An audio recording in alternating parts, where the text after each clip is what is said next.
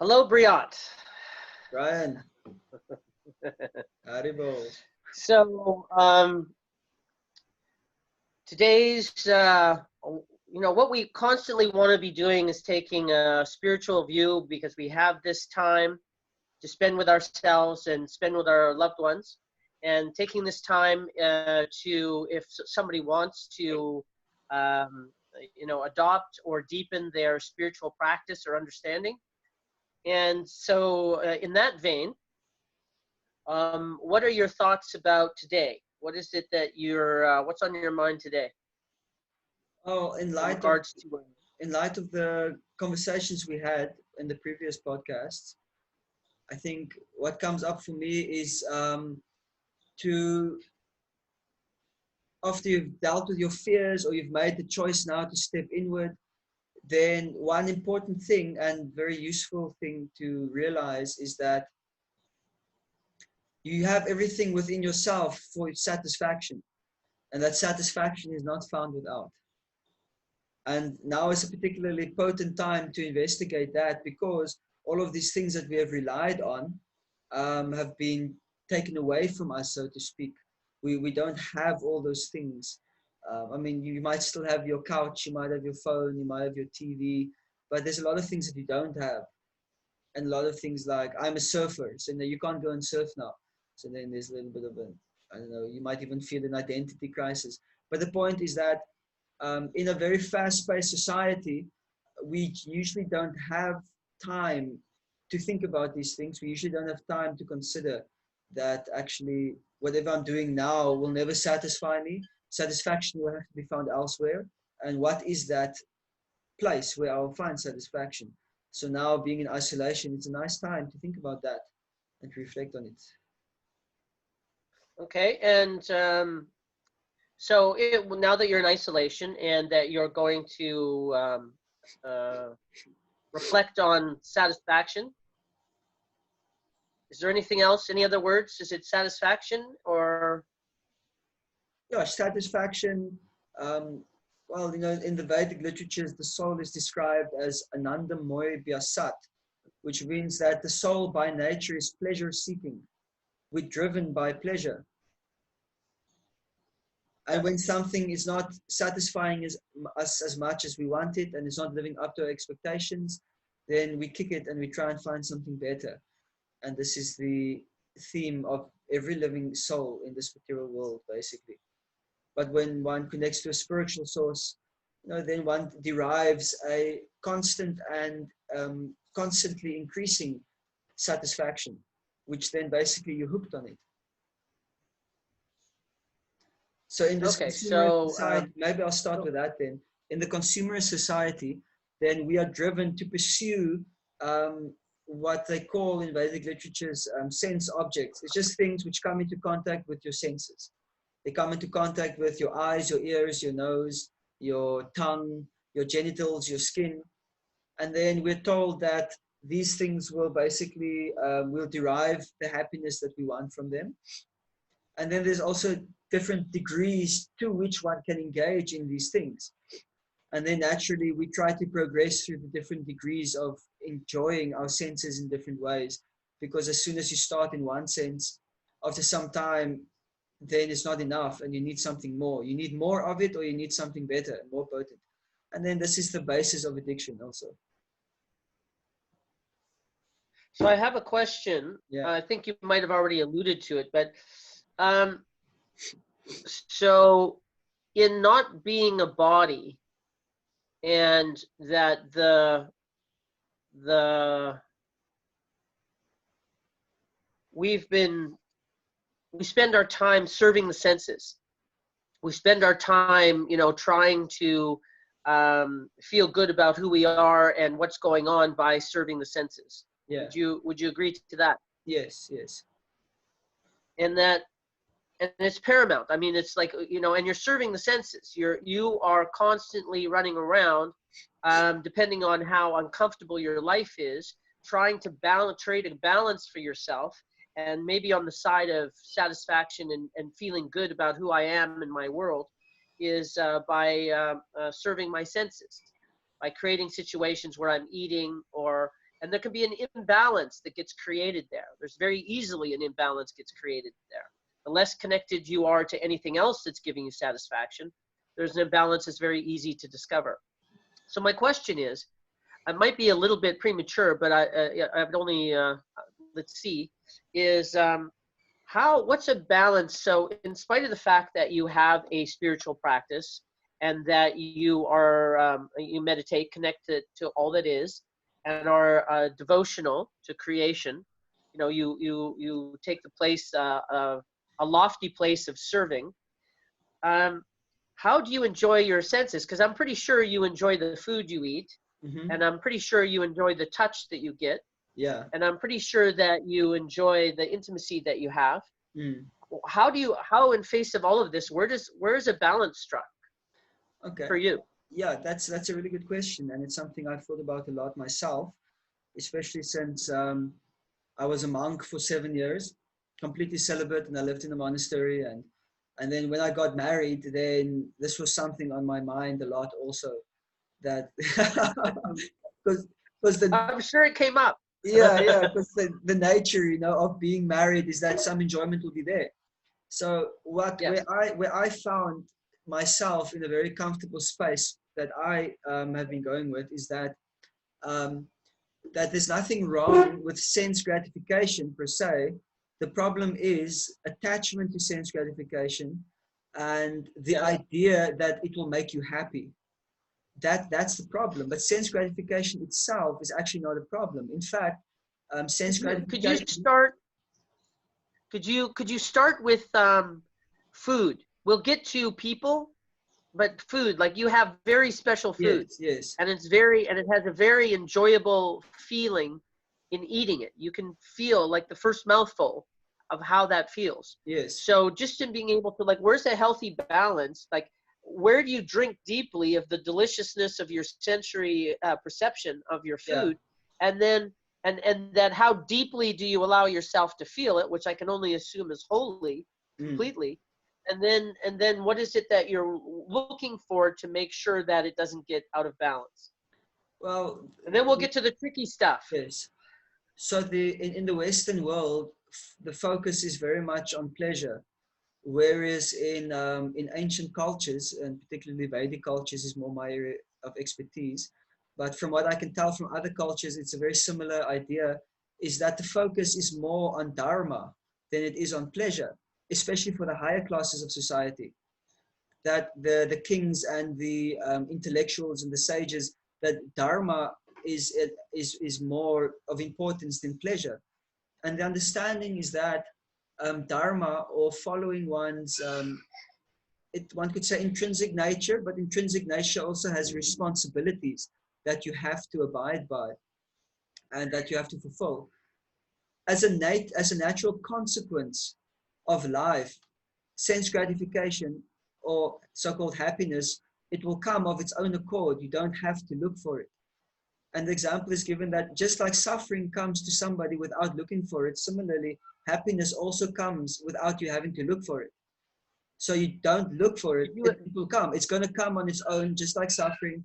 You just need to do what you got to do your dharma, and it will come. And let's say now with eating, it's a nice example. So what do you mean? So So, so define do your dharma, because that's not, you know, okay, that's a very regular broad language. topic. So I would say that you could say occupational duty is a good translation I found, or intrinsic nature, is that every single thing in this creation, even spiritual or material, it has an intrinsic nature. Like the dharma of sugar is to be sweet. So that's Yes. it's its nature. So, and then if you look Yes. at, let's say, now as a human being, I have different choices I can make. And depending on my choices, then there are certain dharmas attached to that. For example, I was a monk, so I have a certain dharma. My dharma is to be very, very strict in my spiritual practice, very clean in my conduct and personal behavior, an example, and to be an Yes. inspiration and a servant to the community.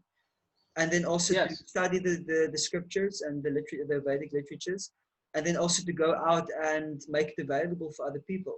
So this is my dharma. Okay. So now I'm married. Okay. My dharma has changed. Now I have the dharma of a husband because I'm playing the role of a husband now. And then Yes. dharmas and responsibilities. Yeah, I have a slightly different interpretation of dharma. So yes, it's the nature of things, but it's also the nature of, if perceived correctly, is a gift, is to be able to see the miracle in it, to be able to see the gift in it, to be able to see the perfection in it. Yeah, Um, and that so that's why I was asking. So yes, it's also the nature of it. You know, there's a design of what drives me or what I'm thrown to do. In your case, be a monk, and mm, in my case, be a transformational guy.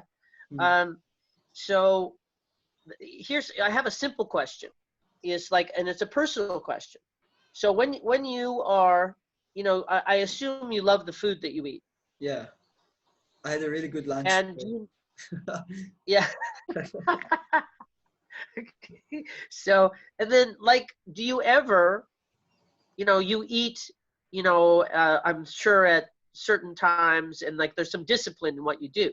Yeah, Have you ever been in a place where you were like, you know, there's an attachment or a craving, or, you know, you start heading to the fridge like everybody else on the planet, and that there's a interest or a temptation to go seeking food, and not necessarily because you're hungry. You know, it's, you know, maybe it's boredom, maybe it's placating something, yeah. maybe it's really placating something. What is your experience with that? My experience is that it happens all the time. The senses are Yeah, quite ravenous. So, demanding, yes. so in my personal practice, I don't eat any food which has not been prepared ceremonially.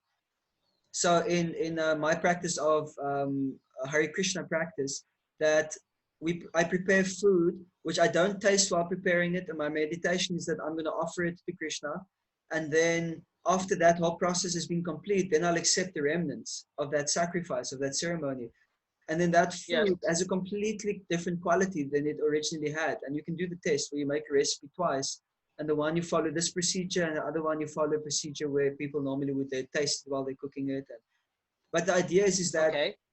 it's not only nourishing for my body and enlivening to my senses, but it's also very satisfying to my mind. So then Yeah. now if I'm feeling that I just want to eat, not because of wanting to out of hunger, but because of satisfying my tongue, like the belly and the Yes. tongue, they're two different things. So then that's also Yes. okay because it's a sensual demand, and I can satisfy it by taking prasad, which is what this sanctified food is called, prasad. So, but obviously, one's intelligence should be used so that you can maintain good health also. Like if I'm going to eat a lot of sugar, I'm going to be suffering because of that. Whereas like before, I was actually able to eat a lot of sugar without effect. But now, you know, I'm in my 30s, so I'm not so powerful anymore. But the point is, I can regulate it by taking prasadam, and that's a good regulation. That means I'm not just eating anything and everything that And my what is body desires. prasad? Prasadam is food that's been offered in ceremony first. Yes. Yeah. So even, is there no leftovers, you know, from ceremonial food? Sorry? There's leftovers from ceremonial food, yes? Yes, yes. And it's in the fridge, right?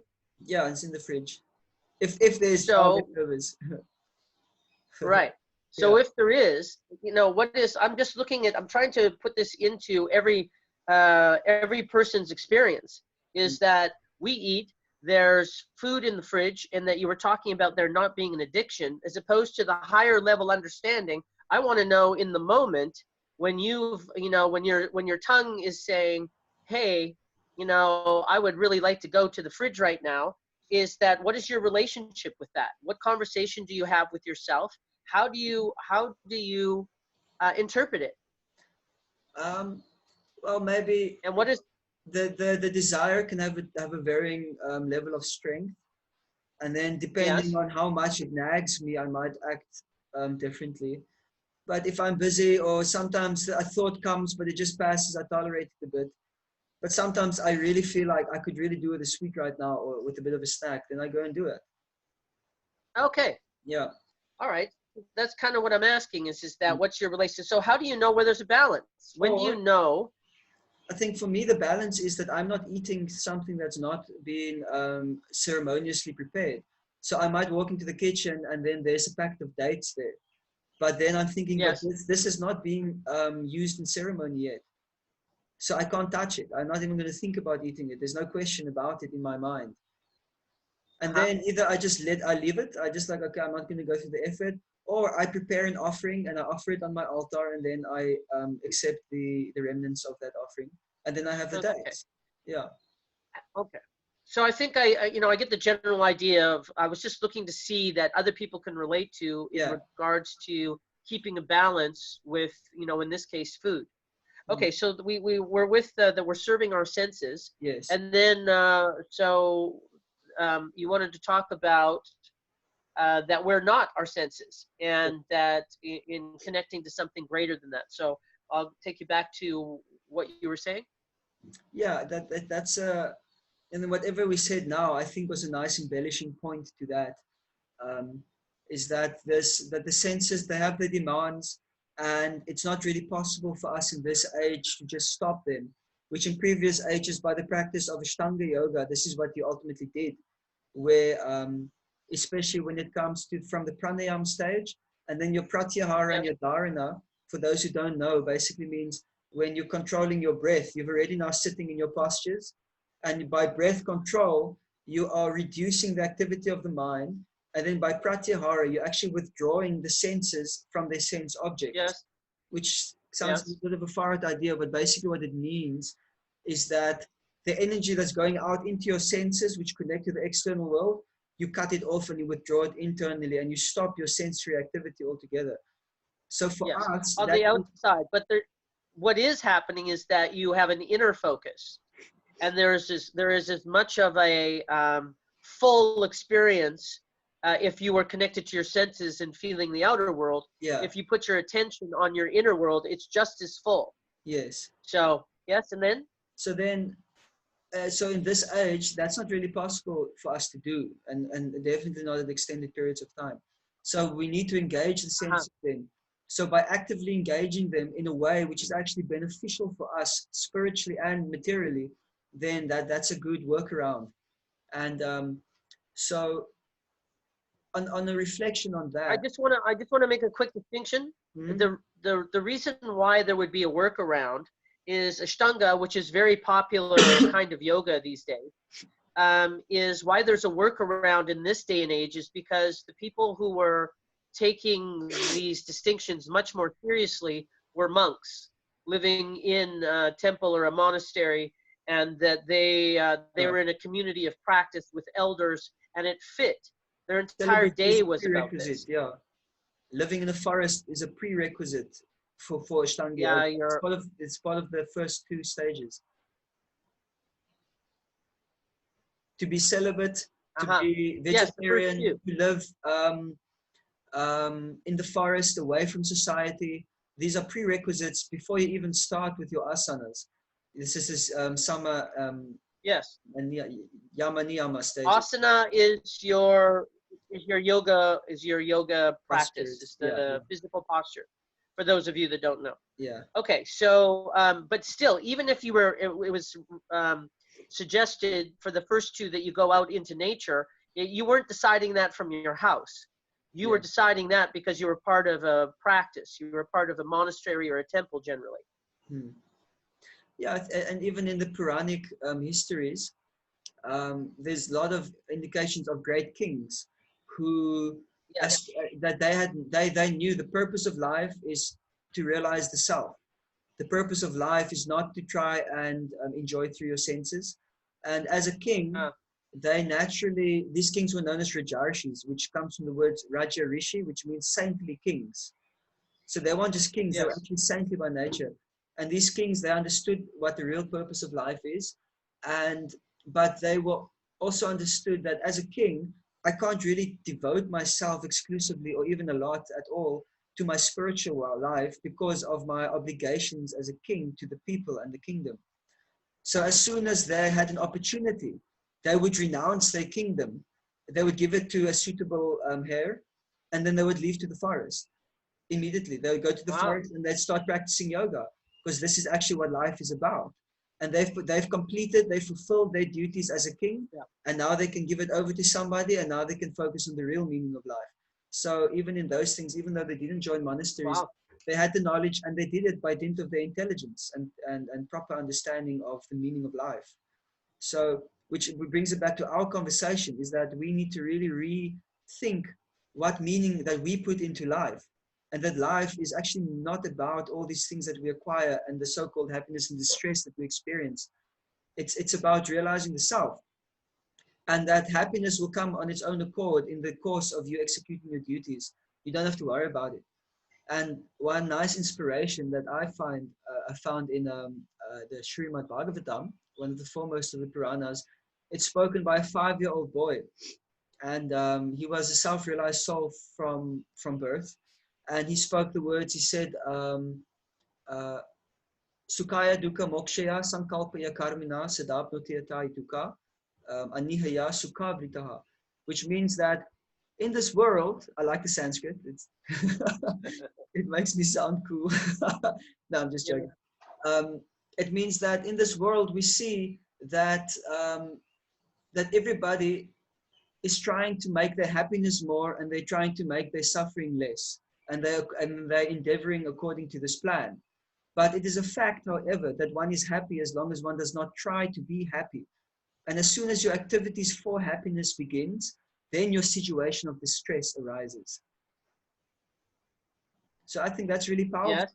Is to live. Yes. It requires you to live in the now. It requires you to accept the present moment for what it is and not try and resist that. And then also to direct one's energies and efforts towards some kind of transcendental purpose. And in the path of Yes. devotion, that's the whole point, is that everything you do, you try to do it as an act of devotion. So even when you are busy producing a new child, then you're doing it as an act of devotion by trying to bring in a saintly person into this world that can actually make a difference in this world. So, and So increasing the deficit or decreasing the deficit of saintly people. So just an example. So to redirect you a little bit is, so the context of people sitting at home in isolation for an extended amount of time, what would you suggest is some baby steps in regards to start engaging in these greater understandings? So it's the overview. The overview is perfect as usual. But not everybody is, they need some baby steps to be able to start their journey. And they will, out of experience, out of gaining some experience, they'll be able to have more distinctions that if they enjoyed themselves and it worked for them, then they will then be able to choose more with greater understanding. Yes. So what would you say to somebody that's sitting at home and wants to apply, any part of this greater understanding, so that they can, move away from their senses and something that is impossible to be happy with, to satisfy, and is a little bit of a distraction away from what you truly are? Yes. I would say that reflect on how you are existing separately from your mind and your senses, and that they're simply demanding you to do certain things that they want, and that the idea that we will become happy by engaging through them is false. So I think it's very much, you should challenge your own belief system really about where you can derive happiness from, and whether the happiness that you're deriving, whether that's actually what you want. Because I think that's an important point, is that we endeavor a lot to enjoy some kind of happiness, and then there's a price to pay for it also. Are you still with me? Yes. Well, you did cut out a little bit there. Okay. So there is a price, but the part that I wanted to ask you about, the part I wanted to ask you is about when you said is that you just alluded to the self, that you're, that you notice that you're a self that's separate from their senses. Point for people to actually be able to have some kind of sense. It might be the first time that they hear this. Yes. So separating, like, if I'm not my senses and I'm not my body and I'm not this unit that I think I am, then what's the self? How do I find it? How do I express it? Experience it, experiment with it, and what am I doing, and what am I trying to create so that I can have this experience? Okay, I think I was heading towards that, and I think it's a sense, especially for many people, that's quite a foreign kind of idea about the self and it's being different from the mind and senses. It is. I think it's a good idea to take a step back first and just consider how there he goes.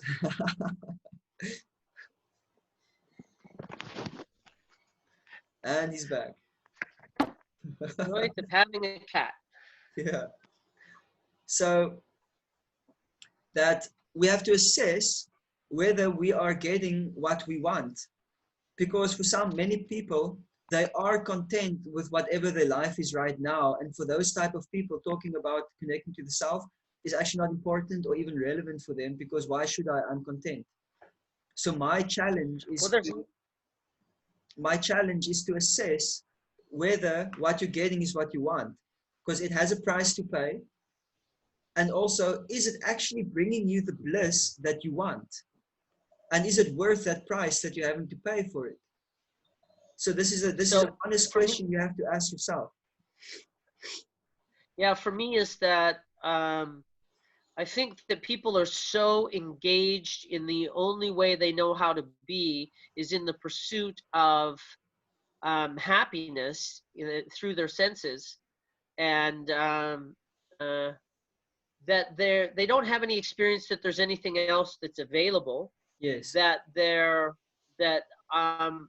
I think that the low level anxiety and unfulfillment is so normalized that people are, you ask them how they are, they go, they're fine. Yeah, exactly. So it's good point. I don't think people really realize that if somebody knew there was another way to behave, and if they could look at themselves, you kind of have to observe yourself and go and have a realization that what am I? Like, as soon as, like, in meditation, you start having, it starts giving a glimmer of an idea that there's a self there, there's an experience of me that's separate to the senses and needs senses. And there I can get a sense of that there's something different going on, and there might be another way to behave. But until then, these people, they're only, they this is normal. They're doing the best that they can. It's giving them some level of satisfaction, they think, and they don't have any other options to do anything else. And people talking to them about meditation and self and that there's another way to be, they have no connection to. So a disclaimer should also be given with this, is that if you do this reflection and you find out, let's say, that your job is very unfulfilling, that does not necessitate that you change your job. Because as you were saying, that's kind of maybe the only thing they know. It doesn't mean you have to change that, because the next step after that realization is actually thinking, what in this world you think you can do that would actually give you that happiness you're not getting now? And then if you come up with an answer, think of a person who has that. And then you ask yourself, is he happy? And then you'll quickly realize that a lot of these things you're thinking about, none of these things will actually bring that happiness. And then you can start asking questions about, but what am I then? What is actually going to make me happy? And that's actually where you get to the next step, where you start inquiring into the self, the real self. I'll give one example that I had practically. I was waiting for a bus stop once when I was a student many years ago in Stellenbosch. And there was one African gentleman who was next to me.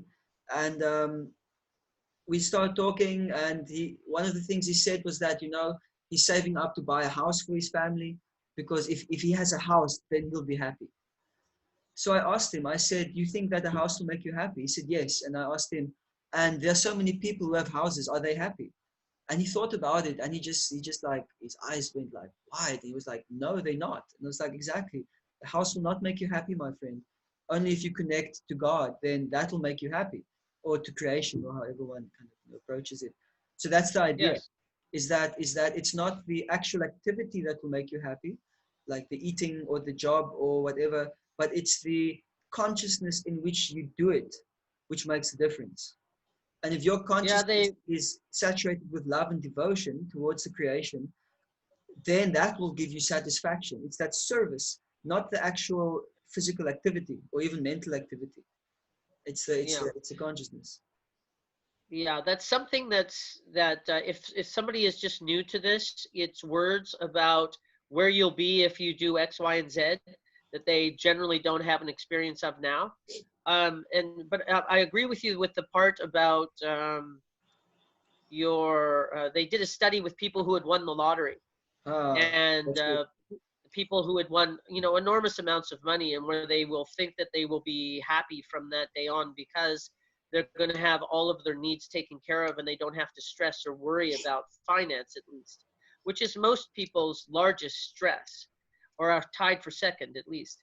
Um, Love and money is the two things people struggle with the most. Yeah. And what they noticed is that if somebody was a happy person before they got the money, 6 to 8 months later they would revert back to whatever their personality was before they got it. If they were an unhappy person, they would become unhappy again, and if they were Ah, a happy person, they would be happy again, ah, or continually so. But I find that interesting that in regards to your circumstances changing aren't going to make you happy. yeah. So looking at something a little bit deeper. So what is, in once again, I will reiterate that if there's somebody that doesn't have any experience or very little experience in the self or in getting satisfaction from their connection to who they are and their connection to from what they are to all that is the way I speak it, is what we teach in meditation. Um, what are is there any kind of stepping stones that you can suggest? Yeah, I can. I also just say that we are at 30 minutes now, so we got a couple more minutes left. Um, I think that this reflection that I was mentioning a little bit I think you're gonna earlier, have to say that all again because you just harmonized. Just say uh, that again. I said that we are 30 minutes now and we have a few minutes left. Did you get that?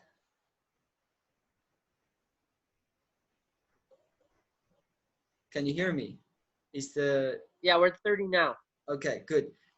So I think a very good Yeah, so start is let's to leave go let's through leave that people. little reflection that I was talking about earlier about weighing out the happiness that you are getting and the price that you're paying for that, and just being honest with yourself whether that is what you want.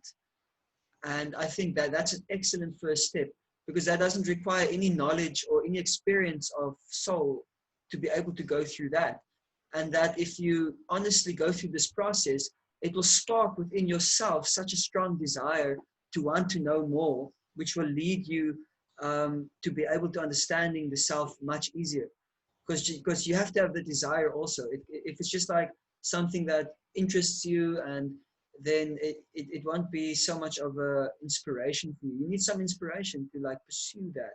So I think this is a good way of doing that, to get some impetus to pursuing that knowledge. And then the next stage is obviously asking those questions. And then from your questions, that will guide you from where you should go next, where you're asking certain questions about what am I? And so I think maybe in another time we can So discuss step about one. that. So step one is looking to see what your true satisfaction is, and that if you're not satisfied, then it starts a journey of exploring where others are saying what the path is to realizing and aligning with self, and where true satisfaction is, and where true self is as opposed to false ego, and what is the relate. That's really probably the what I would say is the journey from that place is what is the true self versus what is the false ego, and being able to go, okay, what is what, and how do these things play out in my life, and how do I explore one, and how do I understand the other? So would you say that's fair? You're asking those questions are fair? Yes, Yeah, I that think that would those are be very good the. questions. Those are very good questions to ask. Very important questions, actually. So we've come to what we're trying to keep this down to a time limit, and so thank you very much, Briat.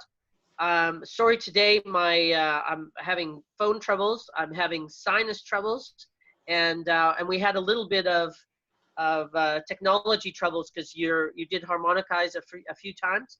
So Yeah. hopefully that isn't what got recorded, and that's just what I heard on my side. Let's hope. Yeah. Thank you very much. Thank you very much, my friend. Very enlivening conversations for me, and I hope that that you, the listeners, Thank you. also Hopefully that was get useful. from it. Say that again.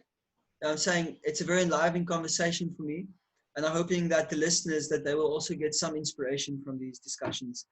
And even if it inspires you a Beautiful. little bit, I'll consider it to be a success. Beautiful. Yeah. Thank you very much. Until tomorrow. Till Thank you, my tomorrow. friend. Haribol. Love Bye. and light.